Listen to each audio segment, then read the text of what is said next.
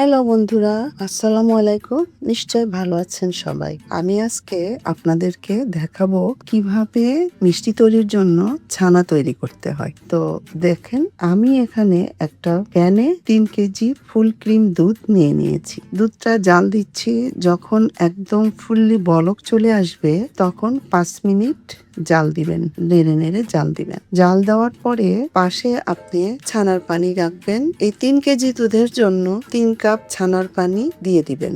দেওয়ার পরে আপনি দেখবেন যে একটা সবুজ পানি বের হয়ে গেছে। এর জন্য একটু কিছুক্ষণ আরো 2-3 মিনিট ওয়েট করে একটা পাতলা কাপড়ে আপনি ছানাটা ঢেলে ফেলবেন। ঢেলে আপনি এই ছানার পানিটা আবার সংরক্ষণ করে রাখবেন ডিপ ফ্রিজে। আবার কখনো ছানা বানাতে হলে এটা দিয়ে কাজ করতে পারবেন। জাস্ট একটু গরম করে নেবেন। এখন এই ছানাটা ভালো করে পানির ট্যাপের নিচে দিয়ে ধুয়ে নেবেন। ধোয়ার পরে একটা বোলে, এই যে দেখেন আমি করছি, একটা বোলে পানি নিয়ে 6 থেকে 7 বার পানি দিয়ে দিয়ে ধুয়ে ছানাটা যখন ঠান্ডা হয়ে যাবে তখন এটা শক্ত করে চিপে পেঁচিয়ে আপনি কোনো একটা পরিষ্কার জায়গায় ঝুলিয়ে রাখবেন প্রায় 6 ঘন্টা।